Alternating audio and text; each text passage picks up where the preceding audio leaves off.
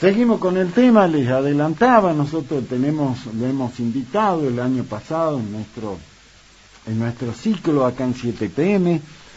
para que nos deje su mirada particular, su análisis político y lo hará durante todo el año, con diferentes temas, a quien es, por supuesto, un conocido dirigente político de Salta, como digo, pasó por el Ejecutivo, por tareas legislativas, y tiene una mirada muy particular, y a nosotros nos interesa que la compartamos con ustedes. Primera columna de este ciclo 2024, de nuestro columnista, estoy hablando de Alfredo Freddy Petrón, lo escuchamos. Buenas tardes, Daniel. Muchas gracias por permitirme participar en tu programa. Es un placer como siempre. Un saludo a toda tu prestigiosa audiencia. Bueno, esta semana está concluyendo ya con el final del debate para la aprobación en general de la ley fundamental, la llamemos así, que mandó el presidente Milei al inicio de su gestión. Seguramente saldrá con algunos cambios, modificaciones y demás que hemos estado viendo que fueron parte de las negociaciones en estos días. Pero creo que me parece oportuno analizar dos situaciones en particular que siguen demostrando lo que dije anteriormente en otra de estas charlas, en donde me parece que al presidente Milei hay que respetarlo un poquito más como político, no tomarlo tan como advenedizo como lo hacen muchos,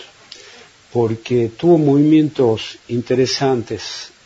también incluso en las maniobras para la aprobación de esta ley que nos deben llamar la atención. Me parece que la principal demora que tuvo el tratamiento de esta ley y del DNU, pero sobre todo de esta ley, pasó más por cuestiones personales o partidarias, no por la grandeza que necesita el país de debatir cosas en serio que todos sabemos que hay que cambiar de fondo y que no se las atiende y se las ataca desde el primer momento. Hoy tenemos la gran oportunidad de que el presidente, con la decisión de hacerlo, y sin embargo, en vez de apoyar las medidas que sabemos que sí o sí hay que realizar, la llevamos al debate infructífero que solo hace perder el tiempo para que dentro de poco igual haya que realizarla, ya sea por este gobierno o por otro gobierno que venga, que es el deseo de varios, ¿viste? Vos lo sabes bien, se siente bien en el aire de que hay también unas ansias de ese fracaso a la actual gestión presidencial, penosamente. Una de las movidas más interesantes, me parece a mí, que hubo en el tratamiento de esta ley, fue primero haber podido conseguir que las comisiones respectivas, las más importantes, aprueben los dictámenes de comisión. Eso fue algo que también muchos parecían descreer de la posibilidad y sin embargo ocurrió. Recordemos que también otro logro importante que pasó en este tiempo fue el de consolidar que la presidencia de la Cámara de Diputados esté en mano de un ad letter propio de la libertad, como el caso de Adrián Menem, cuando había postulantes de otros partidos formantes de esta coalición que tenían esa apetencia y sin embargo con un buen manejo político del presidente y de su bloque logró plasmar en la presidencia al diputado por La Rioja. Luego del tratamiento de estas comisiones, de los dictámenes, empezaron a aparecer movimientos de formaciones de bloque interesados en participar en la negociación. Uno de esos fue el caso del bloque que logró formar con mucho esfuerzo y con gran capacidad el diputado Pichetto.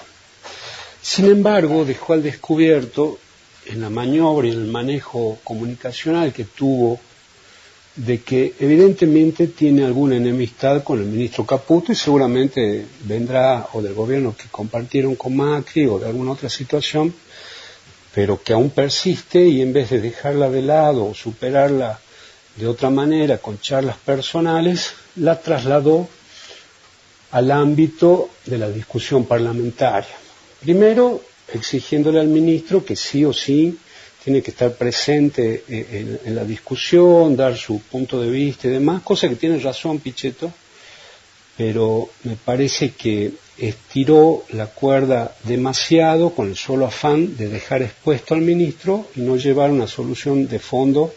con respecto a lo que se pretendía lograr, que es que se saquen los dictámenes de comisión. Luego, unos días después, también Pichetto pegó un portazo, digamos así, diciendo que se retiraba de la negociación en virtud de que había rumores con respecto a cómo había sido el tratamiento de la discusión en domicilios particulares y que entonces, molesto por esa situación, se retiraba, que acá se estaba apretando a los gobernadores y que eso no correspondía. Lo sorprendente de Milei fue que inmediatamente le dijo al ministro de Economía que de una conferencia de prensa anunciando que retiraba todo el paquete fiscal, el capítulo fiscal del proyecto de ley. Eso fue una sorpresa absolutamente para todos y la mayoría lo tomó como un triunfo de este sector dialoguista que torció el brazo al presidente y le hizo bajar un capítulo que era controvertido. Vos sabés que yo creo que para nada ocurrió eso porque cuando uno analiza ese paquete fiscal y lo que significa que puede haber perdido la nación con respecto a las provincias, pasa a ser insignificante, te diría. Vos sabés que lo que retiró, o sea, en ese paquete fiscal, estuvo retirando lo que se coparticipa, digamos, la inmensa mayoría de lo que se retiró de ahí es coparticipable, o sea, le quitó muchos recursos que las provincias estaban reclamando, como sea el caso del impuesto a las ganancias, el blanqueo de capitales, las moratorias, bienes personales, son tributos que son coparticipables y que las provincias lo necesitan con urgencia. Por eso no tuvo ningún problema en decir, bueno, si ustedes quieren que retire la parte fiscal de la ley, la retiro. El Estado Nacional, Daniel, solamente destina el 8% de sus ingresos a pagar sueldos, mientras que las provincias superan el 70%, incluso algunas llegan al 83%. O sea, el problema financiero, económico que tiene la nación no pasa por sus gastos en sueldo, sino que su principal preocupación hoy es que requiere de emisión para pagar sus gastos, pero no son necesariamente los sueldos. En el caso de la provincia, el problema que están teniendo es que las negociaciones paritarias que van llevando son complicadas, están cediendo a presiones con recursos que suponían que iban a contar y que ahora no lo van a tener, por lo menos por ahora. Y esta discusión fiscal, en donde había gobernadores que se oponían al capítulo fiscal del proyecto de ley,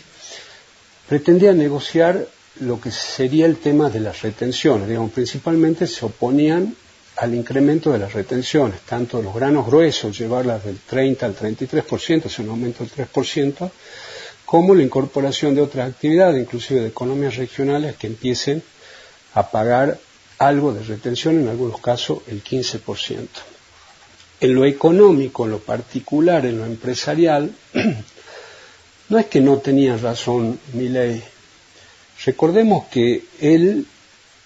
fue el que tomó la decisión de llevar, por hablar de números redondos, su dólar oficial de 350 a 850, incrementando de manera sustancial los ingresos de estas actividades comerciales, agropecuarias. Lo único que estaba pidiendo que en parte de la nueva ganancia o de nuevo incremento de recursos que iban a tener estas actividades, compartan con algo, con el gobierno nacional, para poder con esos recursos afrontar el principal problema que requiere el país, que es solucionar el tema de la inflación. El verdadero impuesto que está destruyendo toda la actividad económica y familiar del país. No hubo esa grandeza ni de los empresarios ni de los productores. en vez de negociar que esos porcentajes tengan una duración valedera, sé que ya nadie cree en eso, pero no cuesta nada ponerlo en la ley, fijarla, tiene tal plazo, no es renovable, o estipular, como hubo en algún momento, que ese tipo de recursos se puedan coparticipar de alguna forma con las provincias a través de algún tipo de fondo específico creado al respecto. Tampoco se hizo eso, no se hizo nada, directamente se dijo que no, y hoy vemos que el presidente sin ningún problema retira el capítulo fiscal, y reitero, para mí no es un triunfo de los gobernadores o de un sector de los gobernadores, sino forma parte dentro de la puja de la ley, diciéndole, bueno, quiero que retire esto, no hay ningún problema, los principales perjudicados son ustedes, dentro de muy poco tiempo, después que me aprueben la ley fundamental, me van a pedir que tratemos con urgencia este capítulo fiscal. El otro punto que te quería comentar es que días antes, y entiendo yo, supongo yo, contando con ese incremento de recursos, la provincia de Salta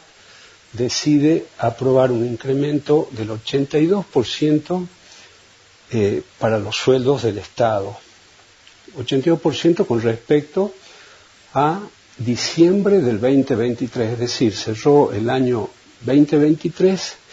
con un incremento de más o menos el 212% con respecto a los sueldos cuando empezó el año 23. Es decir, dio un incremento muy alto, tan alto que hasta los mismos sindicalistas en declaraciones periodísticas dijeron que se sorprendían de lo logrado y que no había sido necesaria ni siquiera la negociación porque fue la primera propuesta del gobierno. Sería muy interesante poder ver si es que hay en algún lugar cómo se desarrolló esa negociación, porque evidentemente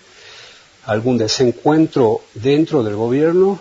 debió haber habido para que se apruebe así sin más trámite un incremento tan grande que no tiene relación a lo que sucedió con los ingresos de la provincia. Y no estoy hablando si merecen o no merecen los empleados públicos cobrar o no cobrar un determinado monto de sueldo. No pasa por ahí, yo estoy haciendo referencia simplemente a si el Estado está en condiciones de afrontar esas obligaciones. Porque ahora va a tener que tener otra negociación más con respecto a los sueldos de enero, febrero, marzo, digamos lo que se viene ahora. Va a tener que dar también un incremento sobre lo ya incrementado. Entonces, se han tomado decisiones apresuradas porque no había ninguna necesidad de cerrar una paritaria en enero, contando con recursos que se suponían que iban a tener y que no los hay hasta que se pueda volver a tratar ese paquete fiscal que se retiró de la ley. Por ende, si no se comprende, no se atiende los movimientos que está realizando políticamente el presidente Milei y su equipo, si se los sigue subestimando, vamos a seguir por un lado perdiendo tiempo los argentinos con respecto a que se hagan las cosas que realmente son necesarias. Y por otro lado, los gobiernos provinciales que no son prudentes se van a comer la curva y van a cometer los errores que estamos advirtiendo. Hasta la próxima, Daniel. Muchas gracias.